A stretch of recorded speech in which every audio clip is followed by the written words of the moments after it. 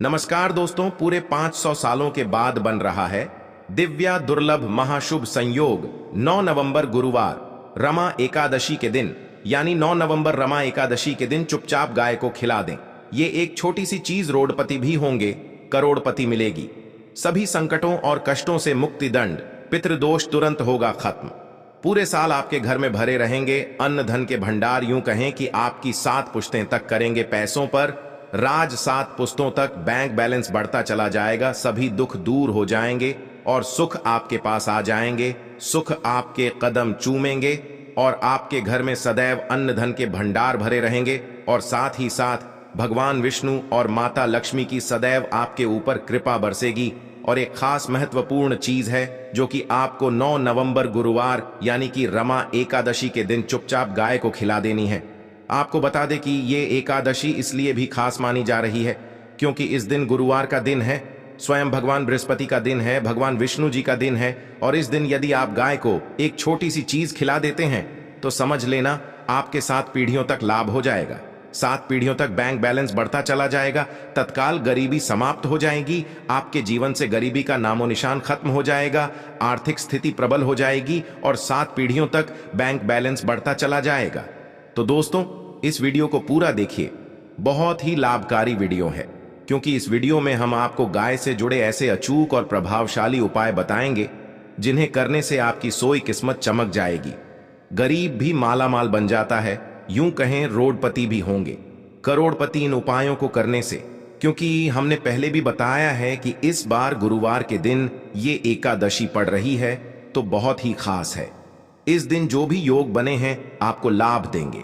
तो दोस्तों, पूरा वीडियो देखें। सबसे पहले तो आपसे रिक्वेस्ट करते हैं कि भगवान विष्णु और माता लक्ष्मी के इस वीडियो को लाइक कर दें और सच्ची श्रद्धा से कमेंट बॉक्स में लिख दें, जय श्री विष्णु जय मां लक्ष्मी, जिससे भगवान विष्णु जी माता लक्ष्मी समस्त मनोकामनाएं आपकी पूर्ण करें। और ज्यादा से ज्यादा वीडियो को शेयर जरूर करना जिससे और लोग भी इस वीडियो के माध्यम से लाभ उठा सकें। दोस्तों, आपको बता दें कि हिंदू पंचांग के अनुसार हर साल कार्तिक मास के कृष्ण पक्ष की एकादशी तिथि पर रमा एकादशी का व्रत रखा जाता है। इस दिन जगत के पालनहार श्री हरि विष्णु जी की पूजा करने और व्रत का विशेष विधान है।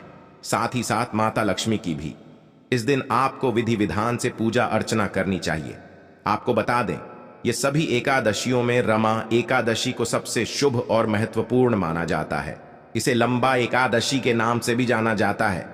ये एकादशी दीपावली से 4 दिन पहले आती है। रमा एकादशी व्रत को सबसे महत्वपूर्ण एकादशियों में से एक माना जाता है। कहा जाता है कि रमा एकादशी का व्रत करने से ब्रह्म हत्या सहित अनेक प्रकार के पाप भी नष्ट हो जाती है। जो व्यक्ति रमा एकादशी के दिन व्रत रखता है उसके सभी पाप मिट जाते हैं और उसकी समस्त मनोकामनाएं पूर्ण हो जाती हैं। भगवान विष्णु जी और लक्ष्मी जी आपकी समस्त मनोकामनाएं उस व्यक्ति की पूर्ण कर देती हैं। आपको बता दें, रमा एकादशी के दिन प्रातःकाल सुबह उठकर जल्दी स्नान आदि से निवृत्त होकर स्वच्छ वस्त्र धारण करें और भगवान विष्णु जी की प्रतिमा या फिर तस्वीर को स्थापित करें और साथ ही माता लक्ष्मी की भी विधि विधान से पूजा करें। प्रतिमा के सामने बैठकर व्रत का संकल्प लें। इसके बाद भगवान विष्णु जी की विधिवत पूजा अर्चना करें। सबसे पहले भगवान विष्णु जी को पंचामृत से स्नान करवाएं। फिर वो देव को पुष्प, धूप, दीप, नैवेद्य आदि अर्पित करें। इसके बाद विष्णु सहस्त्र नाम का जाप करें और भगवान विष्णु जी की कथा पढ़ें या फिर सुने। और साथ ही साथ माता लक्ष्मी की विधि विधान से पूजा करें, आरती उतारें और अपनी यथाशक्ति सामर्थ्य के अनुसार ब्राह्मणों को भोजन कराएं और जरूरतमंदों को दान दक्षिणा देकर उनका आशीर्वाद प्राप्त करेंगे। जो भी आपसे बने अन्न धन वस्त्र दान जरूर करें। जैसा आपसे बने, कुछ भी बन पड़े, अन्न धन वस्त्र जो भी बने दान करें। लाभ आपको अवश्य होगा।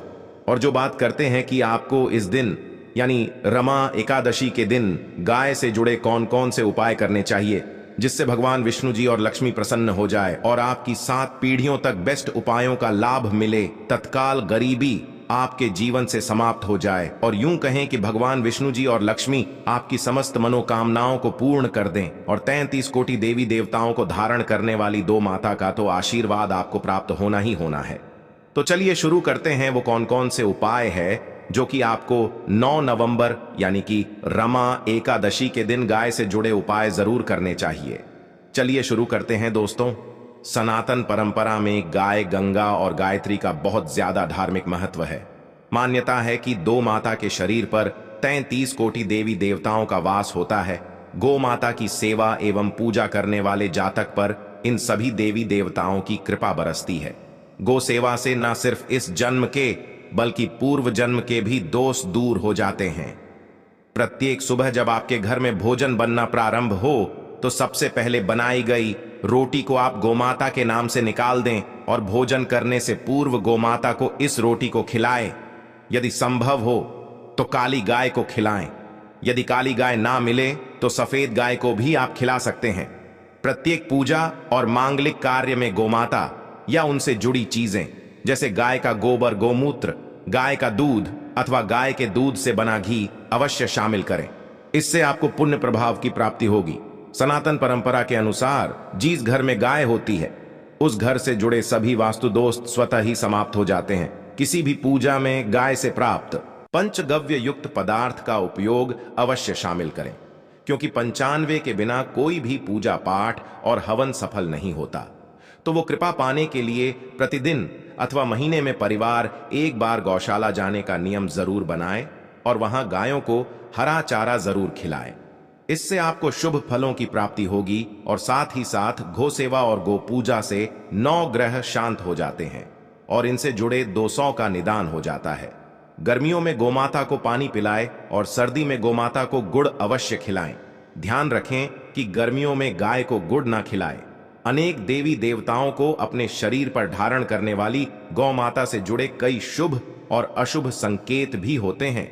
मसलन गाय का दूध दुहते समय यदि गाय ठोकर मार दे और सारा दूध बिखर जाए तो अपशगुन होता है। यदि कोई यात्रा पर निकल रहा हो और गाय अपने बछड़े को दूध पिलाती सामने आ जाए तो निश्चित रूप से जिस यात्रा के लिए आप निकले हैं वे यात्रा आपके लिए अवश्य ही सफल होगी और वह काम जिसके लिए आप निकले हैं मैं अवश्य ही पूर्ण होगा। यात्रा पर जाते समय बाईं ओर गाय की आवाज आना और रात्रि में गाय की होमकार करना भी शुभ होता है। दोस्तों, साथ ही साथ गाय के साथ आप भूलकर भी ये काम ना करें, अन्यथा मिलता है घोर नरक और जीवन भर की परेशानियां। जय दोस्तों, गाय को राष्ट्रीय पशु बनाए जाने और इन्हें मौलिक अधिकार दिए जाने की बात हो रही है तो सवाल उठता है कि गाय जब भारतीय संस्कृति का अहम हिस्सा है तब भी गाय के साथ लोग खराब व्यवहार कैसे कर लेते हैं। गाय दर दर भटकती रहती है, भरपेट इन्हें चारा तक लोग नहीं देते। गाय जब तक दूध देती रहती है तो उनकी सेवा होती है और जैसे ही दूध देना बंद कर देती है तो लोग इन्हें उनकी किस्मत पर छोड़ देते हैं, सड़कों पर और गलियों में भटकने के लिए। ऐसे में गोवंशी जीवों को कोई डंडे से मारता है तो कोई उन पर पानी डाल देता है, कभी वाहनों से लेकिन ठोकर लग जाती है तो कभी बीमार होकर बेचारी एक गाय दम तोड़ देती है। ऐसे में जरूरत है इन बातों को जानने की कि गाय को लेकर शास्त्रों में क्या कहा गया है, गाय के साथ आपको कैसा व्यवहार करना चाहिए। या दोस्तों, गाय को कभी भी मारना पीटना नहीं चाहिए। शास्त्रों में गाय को माता का दर्जा दिया गया है। गाय को मारने पीटने वाला माता को मारने पीटने वाले के समान पाप का भागी माना जाता है। ऐसे घरों को नरक लोक में वर्षों तक कष्ट भोगना पड़ता है, अगले जन्म पशु योनि में मिलता है।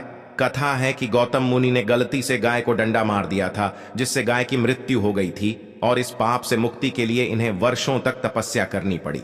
भगवान श्री कृष्ण जी ने बैल स्वरूप में आए व्रत असुर का वध कर दिया था, जिससे मुक्ति के लिए भगवान श्री कृष्ण को संपूर्ण तीर्थों को एक कुंड में बुलाना पड़ा और इस कुंड में स्नान से वह पाप मुक्त हो गई थी। तो साथ के साथ जो लोग पानी पी रही गाय को भगाते हैं वे घोर पापी के भागी बनकर नरक भोगते हैं, ऐसा पुराण में बताया गया है। जबकि 2 लोग गाय के लिए प्याऊ और चारा बनवाते हैं, वह मां भाग्यवान होते हैं। ऐसे लोग घोर पाप से मुक्त होकर स्वर्ग पा जाते हैं और बड़े ही धनवान कुल में जन्म लेकर सुख भोगते हैं। और साथ ही साथ आराम कर रही गाय को कष्ट देकर कभी भी उठाना नहीं चाहिए। कहते हैं कि जिस स्थान पर गाय बैठी है वहां से नकारात्मक ऊर्जा समाप्त हो जाती है। गाय के बैठने की जगह को जो लोग नियमित साफ रखते हैं वे पूर्व जन्म में किए गए जाने अनजाने में बापू से मुक्ति हो जाते हैं और गोलोक में स्थान पाते हैं।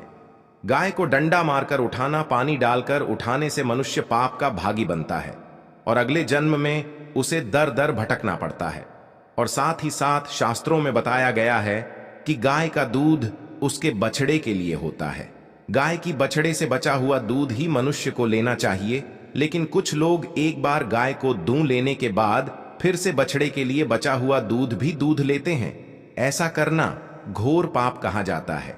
ऐसे दूध को दुहाने वाला और ग्रहण करने वाला दोनों ही पाप की भागी बन जाते हैं। दोस्तों, साथ ही साथ शास्त्रों में कहा गया है कि गोवंश यानी गाय और बैल के पीठ पर नहीं बैठना चाहिए। इनके पीठ पर बैठने से महापाप लगता है। ऐसे लोगों को नरक की यातना भुगतनी पड़ती है। एकमात्र महादेव के अंश के उत्पन्न नंदी ही गोवंशी है, जिस पर स्वयं महादेव और महादेवी सवारी करती है, क्योंकि नंदी ने स्वयं अपनी इच्छा से महादेव की सवारी बनना स्वीकार किया था। और सत्य साथ शास्त्रों में गाय के दान को बहुत ही महत्व दिया गया है। लेकिन ऐसी गाय का दान कभी नहीं करना चाहिए जो बूढ़ी और बीमार हो। कठोपनिषद में नचिकेता की कथा भी इस संदर्भ में है कि जिस नचिकेता ने पिता द्वारा बूढ़ी गाय को दान करने पर आपत्ति जताई थी। दूध देने वाली और बछड़े सहित जो लोग गाय का दान करते हैं वह महान पुण्य को प्राप्त करके स्वर्ग में इस स्थान पाते हैं। दोस्तों, साथ ही साथ सूर्य चंद्र मंगल या शुक्र की युति रहू से हो तो पितृदोष होता है। यह भी मान्यता है कि सूर्य का संबंध पिता से, मंगल का संबंध रक्त से होने के कारण सूर्य यदि शनि, राहु या केतु के साथ स्थित हो या दृष्टि संबंधी हो तथा मंगल की युति राहु या केतु से हो, पितृदोष होता है। इस दोष से जीवन संघर्ष में बन जाता है। यदि पितृदोष हो तो गाय को प्रतिदिन या किसी भी एकादशी को या किसी पूर्णिमा के दिन या अमावस्या को रोटी, गुड़, चारा आदि खिलाने से पितृ दूर से समाप्त हो जाता है। साथ ही साथ देसी गाय की पीठ पर जो खुद को बड़ा होता है वह बृहस्पति गुरु हैं। अतः जन्म पत्री में यदि बृहस्पति अपनी नीच राशि मकर में हो या अशुभ स्थिति में हो तो देसी गाय के इस बृहस्पति भाग शिवलिंग रूपी कुबेर के दर्शन करने चाहिए। पूर्ण तथा चने की दाल रखकर गाय को रोटी भी दें। इससे आपको शुभ फलों की प्राप्ति होगी। और साथ ही साथ यदि आप रास्ते में जा रहे हो और सामने से गौ माता आती हुई दिखाई दे तो गौ माता को आप अपनी दाहिनी ओर से जाने देना चाहिए। आपकी यात्रा बस से ही सफल होगी। और साथ ही साथ ये है, संकेत भी जान लें। यदि आप यात्रा पर जा रहे हैं और सामने आपके गाय पड़ जाए अथवा अपने बछड़े को दूध पिलाती हुई सामने गाय दिखाई दिए जाए तो समझ जाना कि वह यात्रा आपके लिए अवश्य ही सफल होंगी। और साथ ही साथ जिस घर में गाय होती है उसमें वास्तु दोष स्वतः ही समाप्त हो जाता है। और साथ ही साथ आपको बता दें कि गाय को आप जो भी रोटी बनाए प्रतिदिन रोटी ही बनाएं। गाय को अगर आपने रोटी बनाई है तो कोशिश करें कि उस रोटी को आप तुरंत ही गाय को दे दें। अगर आप उस रोटी को रख देंगे और उस रोटी को अगले दिन देंगे तो वह रोटी बासी मानी जाएगी। गाय को कभी भी बासी रोटी ना दें।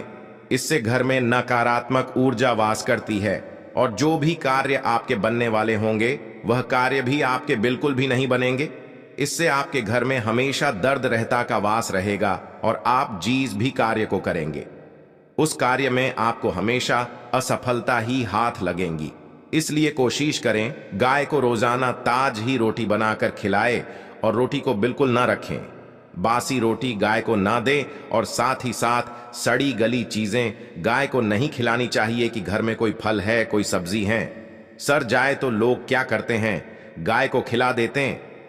नहीं, ऐसा नहीं करना चाहिए। ऐसा करने से यदि आप गाय को खिलाते हैं तो और आप पाप के भागी बन जाते हैं। आप बिल्कुल भी सड़ी गली चीजें गाय को ना खिलाएं और साथ ही साथ आप आटे की गई लोहियां बनाकर उनके ऊपर हल्दी लगाएं। इसके बाद आप उन 11 लोइयों को एक एक करके गाय को खिलाएं। प्रत्येक लोई को खिलाते समय गाय के सींगों पर आप हाथ फेरें, पीठ पर हाथ फेरने, मस्तक पर हाथ फेरें, माता गाय की आप चरणों के स्पर्श करें। या दोस्तों, ऐसा करने से आपके समस्त कार्य बनने लगेंगे। जो दुख का समय चल रहा है वे भी समाप्त होगा। आपके जीवन में खुशी है, खुशी होंगी।